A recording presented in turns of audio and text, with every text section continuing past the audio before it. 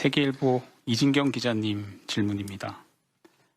지난주에 감염 재생산 지수를 기반으로 해서 다음 주 확진자 발생 규모는 어느 정도일 것으로 예측하는지 질문 주셨습니다.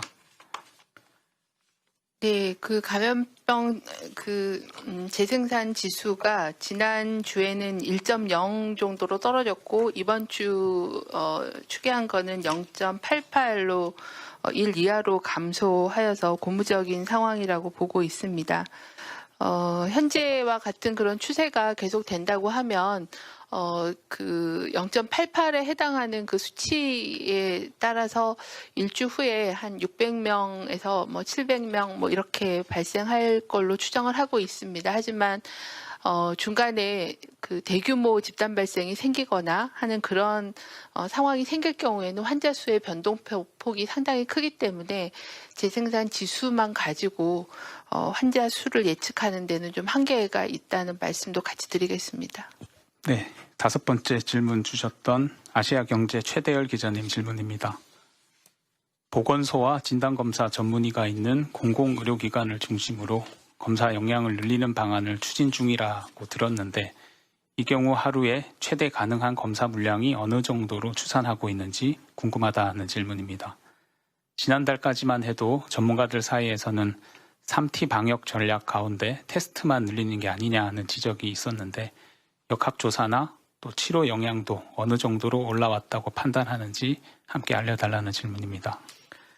네, 현재 그 하루에 검사가 가능한 PCR 검사 건수가 현재 수탁검사기관과 그리고 민간의료기관 또 보건환경연구원 그리고 검역소 포함해서 검사를 진행하고 있고 최근에 검사 역량을 좀 더 인력이나 장비가 확대가 돼서 하루에 한 20만 건 정도까지는 검사를 감당하고 있고 이제 여기에 취약 검사를 적용하게 되면 좀 더 일정량을 좀 더 소화할 수 있다라고 보고 있습니다. 하지만 검사에 대한 수요가 계속 증가하고 있어서 말씀 주신 대로 보건소나 아니면 다른 공공의료기관 또는 아직까지 그 검사에 참여하고 있지 않은 민간 의료기관에서 검사를 요청할 경우에는 저희가 어느 정도의 그 질평가, 검사의 질평가와 교육 이런 검증을 통해서 검사 기관을 확대하는 그런 노력들은 계속 진행하고 있는 그런 상황입니다.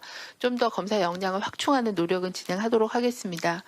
말씀 주신 대로 이제 3T 방역 전략 가운데서 저희가 이제 검사 역량도 계속 그 확대를 하거나 효율화하는 방안을 계속 추진하고 있고요. 역학조사 관련해서도 시군구의 역학조사관과 역학조사 지원 팀들을 늘리고 또 지난 12월 때는 역학조사를 지원할 수 있는 행정 인력들을 인사혁신처 그리고 국방부 경찰청의 지원을 받아서 지원 인력들도 또 보충해서 지원한 바가 있습니다. 그래서 역학조사관을 단시간에 늘리기는 어렵지만 역학조사관을 중심으로 접촉자 조사나 다른 행정 업무를 지원할 수 있는 역학조사 지원팀 역량들을 늘리면서 계속 확대하고 있는 그런 상황입니다. 치료 역량 관련해서도 최근에 그 중환자실, 특히 중환자실의 병상과 인력을 확충하는 작업을 지속적으로 해오고 있습니다. 다행히 한동안 병상에 어려움이 있었지만 지금은 어느 정도 중환자실의 민간의료기관의 참여 등을 통해서 현재는 200여 개 이상의 그 보유 그 중환자실을 가지고서 대응을 하고 있기 때문에 어느 정도 검사와 또 역학조사 그리고 의료적인 역량에 대한 확충 작업을 계속하고 있습니다. 하지만 이거는 현재 발생하고 있는 수준 정도의 그 대응을 할 수 있는 그런 역량이기 때문에 더 이상 확진자가 늘지 않게끔 그런 역학 그리고 사회적 거리두기 또 의료적인 대응을 잘 조화롭게 대책을 마련을 해서 계속 감당 가능한 수준으로 억제하면서 예방접종을 도입하는 그런 전략으로 지속적으로 추진해야 되는 그런 상황입니다. 네, 6번째 질의입니다. 동아일보 이지훈 기자님 질문입니다. 최근 한 주와 또 지난주에 임시선발검사소의 검사를 비교해 보면 검사 수는 5만 건가량 감소했으나 오히려 확진자 수는 늘었다라고 설명하면서 숨은 감염자 확진 비율이 는 것으로 보이는데 이에 대해서 방대본의 의견은 어떤지 질문 주셨습니다. 현재 그 임시선별검사소에서 검사를 받으시는 분들이 모두 다 지역사회에서 지역사회에 계신 분들도 있지만은 역학적인 연관성이 있거나 이렇게 관리되고 계신 분들이 가까운 검사소에서 검사를 받으신 경우들도 상당수가 포함이 되어 있기 때문에 임시선별 검사소의 양성률만 가지고서 숨은 감염자나 지역사회 감염의 위험을 판단하기는 좀 어려울 것 같습니다. 그래서 저희가 이 임시선별 검사소의 그 진행 상황에 대한 평가를 좀 해보고 이 부분을 어떻게 대응할 건지에 대한 방안을 현재 마련하고 있는 상황입니다. 그리고 그 검사 양성률만 가지고서는 판단하기는 어렵고 그 확진자의 구성이 어떻게 되어 있고 어떻게 감염에 대한 그 전파가 되는지 그 부분을 좀 종합적으로 판단할 필요가 있는 상황입니다. 예를 들어서 동부구치소 같은 경우에는 한 건의 집단 감염이지만 대량으로 확진자가 발생하고 있고 또 지난 한 주 동안에는 신규 사례보다는 기존에 발생했던 집단 감염 사례가 추구 검사 또는 격리 재정 검사 같은 그런 관리를 통해서 또 확진자가 방역망 안에서 확인되는 그런 사례 비율이 조금은 증가한 상황이기 때문에 그런 여러 가지 요소들을 보고 판단을 할 필요가 있을 것 같습니다. 네, 8번째 현장 질의 주신 대전일보 장중식 기자님 질문입니다. 코로나 변이 바이러스와 관련해서 현재까지 파악된 확진자 현황을 알려달라고 하셨고, 아울러 변이 바이러스 전파력과 특징은 무엇인지, 또 이에 대한 방역 대책 중에 기존에 발표한 것 외에 추가적인 조치가 있는지 설명해달라는 질문입니다. 네, 저희가 그 국내에서는 지금 현재 그 대표적으로 지적이 되고 있는 게 영국의 변이 바이러스와 또 남아공에서 보고된 변이 바이러스 두 종류에 대해서 계속 모니터링을 진행하고 있고, 현재까지 국내에서 확인된 변이 바이러스는 영국 변이 바이러스가 15건, 그리고 남아공 변이 바이러스는 1건이 확인이 되었습니다. 영국의 변이 15건 중에는 지역사회의 가족으로 인해서 자가격리 중에 전파된 사례가 5명 보고가 됐고 나머지 11명은 모두 해외에서 유입된 사례로 분류되고 있는 그런 상황입니다. 전파력의 특징에 대해서는 영국 변이 바이러스 같은 경우는 현재까지는 그런 역학적인 그런 특성 분석을 기반으로 했을 때 전파력을 약 70%, 감염 재생산 지수를 0.4 정도 올릴 수 있는 그런 전파력은 상당히 높이지만 여러 가지 입원율이나 치명률 같은 그런 자료를 분석해 보면 병원성 그러니까 치명률이나 이런 거를 높이지는 않는다라고 알려져 있는 그런 상황입니다.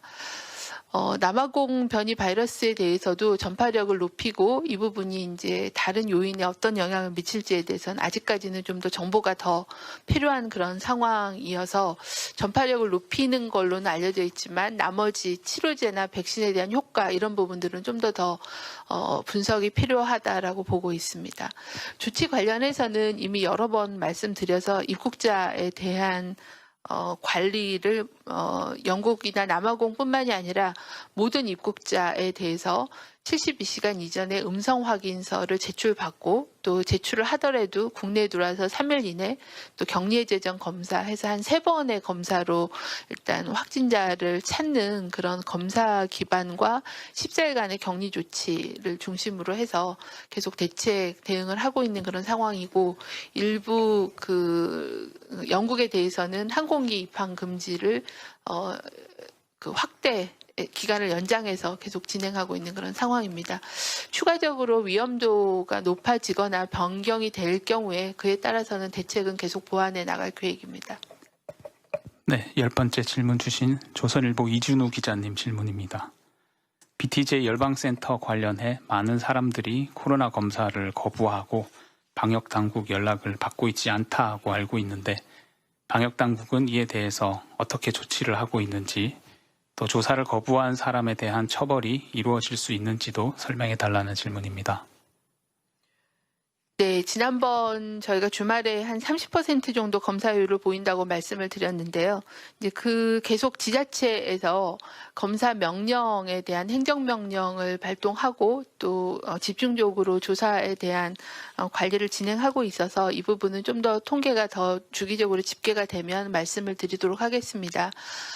지자체별로 검사 명령을 내리고 또 뭐 구상권 청구 등의 그런 조치 등을 검토하고 있어서 좀 더 행정력을 강화해서 방문 BTJ 열방센터 방문자에 대한 검사와 관리를 강화하고 있는 상황입니다. 진행 상황은 좀 더 통계나 이런 게 집계가 되면 다른 브리핑을 통해서 계속 말씀해 드리도록 하겠습니다. 네, 11번째 질문 주신 한국경제 이지연 기자님 질문입니다.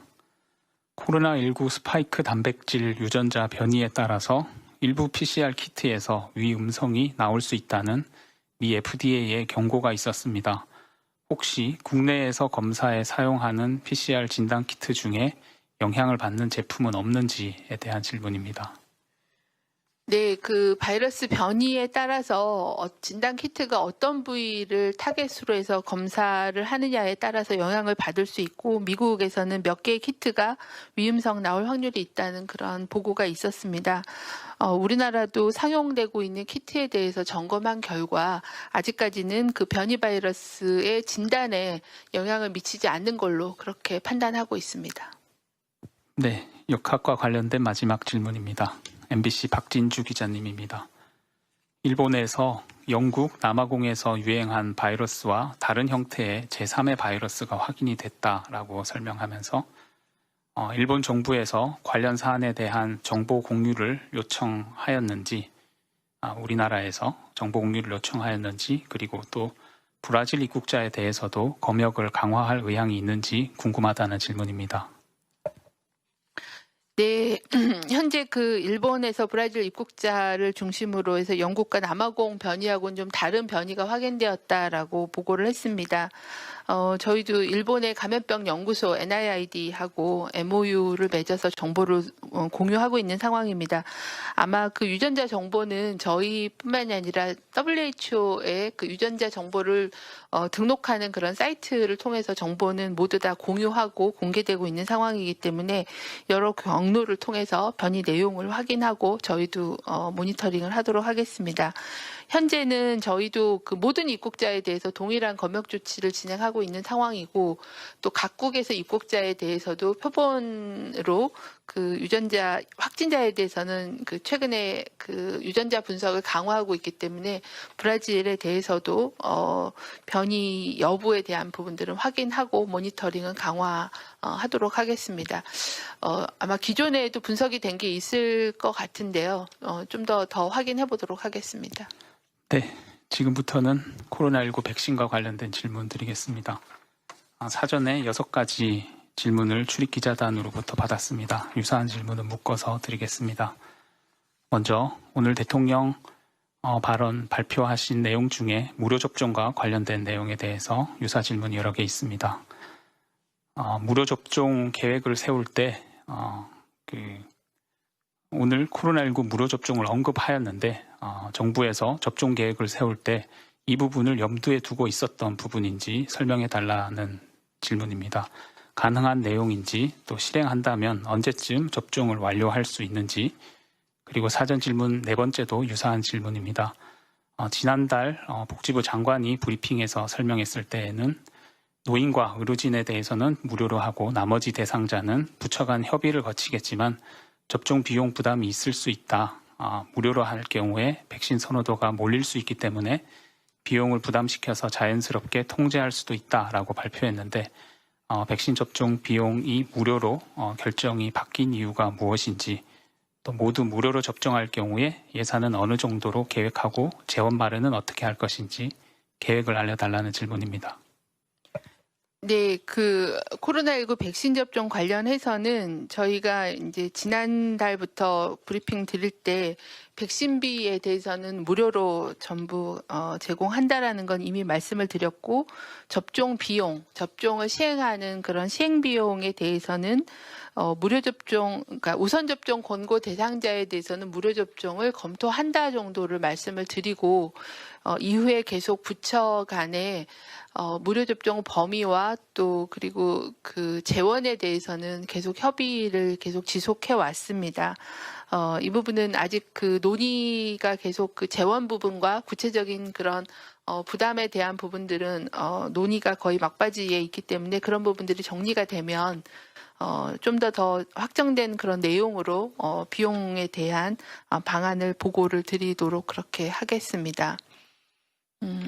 네, 그리고 결정이 바뀐 이유라고 물어보셨는데 그 결정을 한 적이 없고요. 백신비는 무료로 하되 시행비에 대해서는 그런 방향으로 검토 중이라고 말씀을 드렸기 때문에 아직까지는 그 정부 입장이 바뀐 거는 아니고 가능하면은 많은 분들께 접종을 무료로 제공하는 걸로 검토를 하고 세부 실행 방안을 마련을 하고 있습니다. 네, 다음 질문은 백신 접종이 무료여도 개인이 본인이 맞을 수 있는 백신을 선택할 수 있는지, 또 한 번 접종 받은 사람이 원할 경우에 재차 무료로 받을 수도 있는지 궁금하다는 질문입니다. 네, 현재는 저희가 백신이 들어오는 시기나 대상자 우선순위를 좀 고려해야 되기 때문에 개인이 백신을 선택할 수 있는 그런 선택권을 제공하기는 어려울 걸로 그렇게 판단하고 있습니다. 또한 재접종에 대해서도 만약에 백신의 효과에 대한 지속 기간이나 다른 그런 의학적인 공중보건학적인 그런 이유로 재접종이나 추가 접종이 결정되지 않는 선에서는 무료 접종을 추가로 그렇게 인정하기는 어려울 걸로 판단하고 있습니다. 네, 사전 질의 5-2번 또 6번 관련해서 질문 드리겠습니다. 5-2번은 기답변이 되어서 6번 질의 드리겠습니다. 오늘 전국민 무료 예방접종 시행을 위해서 지금 수립하고 있는 백신 접종 계획이 변동이 되거나 추가되는 사항이 있는지 궁금하다라고 질문하셨고, 예방접종 지정 의료기관을 운영하게 되는지, 또 전국민 무료 접종이면 환자가 몰릴 수도 있는데 밀집도 문제에 대한 대책이 필요하지는 않은지 질문 주셨습니다. 네, 그 예방접종 계획 중에 중요한 부분이 아마 그 우선접종 대상자의 범위와 순서 이런 부분과 또 무료접종 대상자의 범위와 비용, 재원에 대한 부분들이 시행 계획 안에 포함돼서 계속 지금 논의가 진행 중에 있고, 전반적인 방향은 전 국민에게 무료접종을 제공한다는 그런 방향 하에서 세부적인 실행 방안, 이행 방안을 만들고 있는 그런 상황입니다. 예방접종은 지난번에 말씀드린 것처럼 두 가지 트랙으로 예방접종을 시행하는 걸로 계획하고 있습니다. 하나는 위탁의료기관을 지정해서 의료기관 중심의 접종하는 트랙은 예전에 저희가 계속 하고 있는 인플루엔자 예방접종과 유사한 방식으로 접종 기관을 지정해서 접종을 진행하는 방식과, 이와는 별도로 접종센터를 만들어서 접종센터에서 그 접종을 진행하는 두 가지의 방식을 병행해서 예방접종을 시행하는 걸로 계획을 지금 준비하고 있는 그런 상황입니다. 밀집도에 대한 부분도 해소를 하고, 그리고 또 안전접종을 위해서는 충분한 그런 예진과 충분한 또 대기 공간 등이 필요하기 때문에 그런 부분들, 그리고 또 접종 백신의 종류에 따라서 사전에 준비해야 되는 거와 또 보관 유통이 다르기 때문에 그런 특수성을 감안해서 두 가지의 경로를 통해서 예방접종을 시행하는 걸로 계획을 마련하고 있습니다. 사전 질의 5번째 질문입니다. 정부가 지난달 발표 당시에는 우선 접종 대상을 3,600만 명이라고 밝힌 바가 있는데, 오늘 일부 언론에서 보도된 계획안에는 우선 접종 대상자가 3,252만 명 약이라고 나왔습니다. 혹시 정부가 구상하는 우선 접종 대상은 몇 명인지 질문 주셨습니다. 그 우선 접종 대상자에 대해서는 이제 개략적인 그런 내용은 지난 12월 브리핑 때 그 말씀드렸고, 오늘 보도 자료에도 우선 접종 대상자 범위에 대해서는 포함이 되어 있습니다. 하지만 이 부분이 이제 좀 더 구체적인 세부 그 내용들을 현재 전문가들하고 검토를 하고 있습니다. 예를 들어서 만성질환이라고 하면 어느 정도까지의 만성질환의 범위인 건지 뭐 이런 부분들, 시설이라고 하면 어떤 시설까지를 시설의 범위로 포함하는지 하는 그런 대상자에 대해서 구체적으로 그 대상을 파악하고 등록하는 작업들을 진행하고 있기 때문에 그런 작업이 진행이 돼야 정확한 대상자에 대한 수치를 말씀을 드릴 수 있을 것 같습니다. 아마도 이제 중복이 있을 수 있기 때문에 연령이나 만성질환 이런 경우에는 그런 부분들에 집계하는 데서의 숫자의 차이는 있을 수가 있겠습니다. 저희가 우선 접종 대상자의 규모가 어느 정도 숫자라는 거는 이렇게 정확히 말씀드리기는 어렵고 3,600만, 3,200만에서 3,600만 정도로 추정하고 구체적인 그런 명단과 또 규모에 대한 파악을 지자체, 관계부처, 관련 협회를 통해서 받고 있는 그런 상황입니다. 사전 질문 두 번째입니다. 백신 접종 시작 시점이 2월 말로 예정되어 있는 건 변화가 없는지, 또 2월 말에 접종을 시작할 수 있는 백신은 아스트라제네카 제품 이외에 다른 어떤 제품이 가능할 것으로 예상하는지, 코박스 퍼실리티 물량이 2월 말 이전에 들어올 가능성도 있는지 질문 주셨습니다. 현재 2월 말로 예방접종 시작하는 거는 변함없이 그 일정을 가지고서 허가, 그다음에 백신 출하 그 검정에 대한 부분, 또 접종 계획에 대한 부분들은 진행을 하고 있는 상황입니다. 코박스 퍼실리티 관련해서는 현재 계속 저희가 제공 가능한 백신에 대한 제안을 받았고 그 백신에 대한 구매 의사나 일정에 대해서 계속 그 조율을 하고 있는 그런 상황이어서 아직까지도 코박스에서 그 부분을 확정지어 주지는 않고 국가 간의 그 소통 협의를 진행하고 있기 때문에 아직은 확정되지는 않았습니다. 백신의 종류와 공급 시기에 대해서도 당초에는 1월 말 2월부터 4월, 2월 상반기에 전 국민 대상 한 3% 정도의 물량을 공급하는 걸로 되어 있고 각 국가가 어느 정도 준비되어 있느냐 이런 부분에 따라서 공급 시기가 달라질 수 있다라고 되어 있기 때문에 코박스하고 제공받을 백신의 종류와 물량 그리고 공급 시기에 대해서는 아직도 계속 협의가 진행 중에 있습니다. 네, 사전 질의 세 번째와 또 현장 질의 일곱 번째, 중앙일보 이에스더 기자님 질문 동일한 내용이라서 묶어서 드리겠습니다. 사전 질의 세 번째 질문이 빠른 코로나 억제를 위해서 홍역 등 예방에 사용되는 MMR 백신을 우선 접종해야 한다라는 의견이 인터뷰를 통해 제기되고 있고 또 일부의 호응이 일고 있는 것 같다고 기자님 설명했습니다. 이와 관련해서 검토한 바가 있는지, 있다면 효과가 있다라고 보는지 궁금하다, 가능성에 대해서 질문 주셨습니다. 네, 오늘 보도를 통해서 또 이제 홍역 MMR 백신이 코로나 예방에 어느 정도 도움이 될 수 있다라는 그런 보도가 된 적이 있습니다. 이거는 작년에도 MMR 백신 또는 결핵 백신 등이 도움이 된다라는 그런 일부 연구자들의 의견과 보도가 된 적이 있습니다. MMR 백신이 코로나19 바이러스 감염이나 중증도를 낮춘다는 그런 보고가 논문으로 발표된 거는 있지만 임상시험이 이루어진 것이 없기 때문에 그것만 가지고 이 백신이 어느 정도 코로나19 백신을 대체할 정도의 과학적인 근거는 아니라고 판단을 하고 있습니다. 현재 특히 작년에는 백신 개발의 불확실성이 상당히 컸지만 지금은 이미 허가되고 효과가 입증된 그런 백신들이 도입되고 있기 때문에 효과가 확실히 증명된 코로나19 백신 접종을 하는 것이 더 바람직하다라고 판단하고 있습니다. 현장에서 보내주신 질의입니다. 중앙일보 이에스더 기자님. 국내 도입 예정인 백신들의 고령자 대상 임상시험 결과가 궁금하다는 질문입니다. 제일 먼저 들어오는 아스트라제네카의 경우에 고령자 대상 임상시험이 얼마나 또 어느 규모로 어느 기간 동안 진행이 됐는지, 결과는 어땠는지, 또 나머지 백신은 어떤지 설명이 가능한지 질문 주셨습니다. 혹시 식약처에서 좀 답변 부탁드립니다.